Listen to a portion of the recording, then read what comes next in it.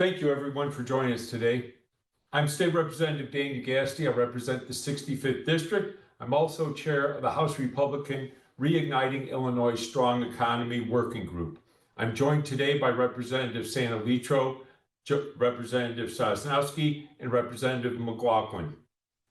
The preamble to the state constitution says, "The people of the state of Illinois endeavor to provide opportunity for the fullest development of the individual."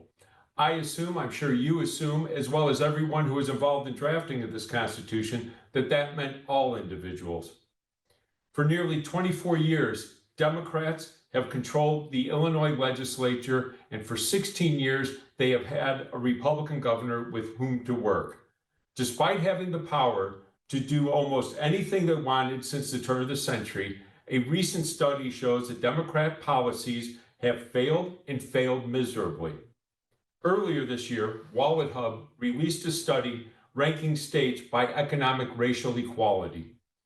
It showed a great disparity in Illinois between white and Black Americans. Illinois is 47th in the nation for median annual income gap, 47th in the nation for labor force participation rate gap, 50th in the nation for unemployment rate gap, and a ranking of 50 out of 50. Worst in the nation for overall economic equality amongst the two races. Why is this happening, you may ask? Well, the answer is simple. It's a lack of opportunity. Why in a state that is in the heart of America, the rail and transportation hub of the nation, and one of the country's largest state economies, are companies leaving and families fleeing? On paper, Illinois should be an easy place for job creators and families to say, let's settle down here. Yet three critical things are in our way: a lack of opportunity for job creators and Illinoisans, which are due to high taxes and over-regulations. Next, many public schools underperform, and there's a lack of opportunity for choice in our education system.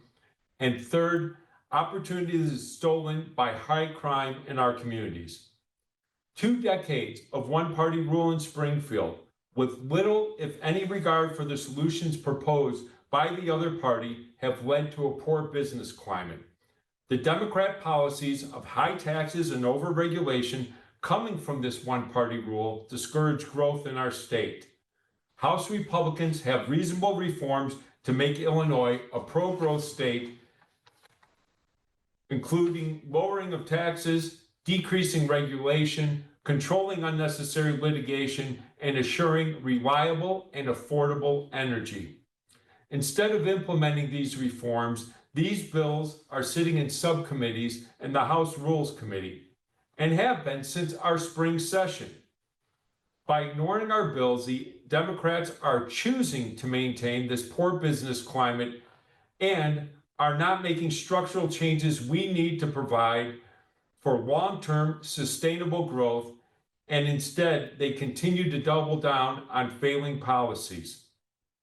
We once again urge Democrats to consider our ideas and bills, especially the ones in the House Reigniting Illinois Strong Economy, the Truth in Public Safety Working Group, and the Literacy Improves Future Education Endeavors Working Group.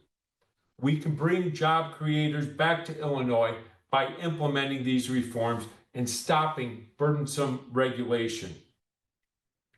As we look to the veto session, I implore my Democrat colleagues to hear what we have to say on these issues and allow committee hearings on our bills. We have proposals that will utilize Illinois' strengths to promote opportunity for all Illinois and growth for all individuals. But we need to work together in order to implement them and create an Illinois that provides opportunity for all. I'm now going to turn it over to Representative Sanalitro to discuss how sky-high taxes in Illinois are harming opportunities for people across our state.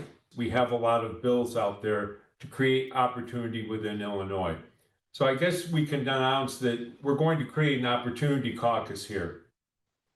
These ideas and these bills we have, they need to be allowed to be discussed in Springfield so we can bring opportunities where they are missing in our state.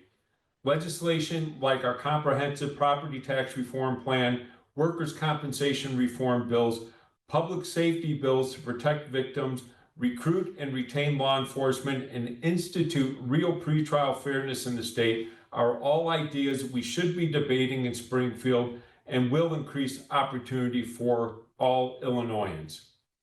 We can also pass legislation to permanently install the Invest in Kids tax credit, as Representative Sosnowski mentioned, because all kids in Illinois deserve a quality education and should have the opportunity to receive one if that opportunity is not already available to them. Just like CTU President Stacey Davis Gates, which is why today I'm going to be filing a resolution that is going to call for a straight up and down vote during the veto session to make the Invest in Kids Act permanent. We ask everyone in the General Assembly, every member who wants to participate in real tax reform, real education reform, and real support from for law enforcement to join the Opportunity Caucus.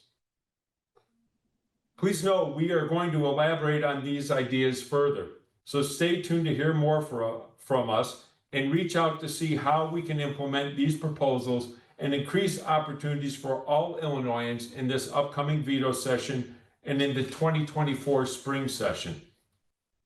Illinois can be a pro-growth state if we create the occasion for all our residents to succeed and give back to our communities.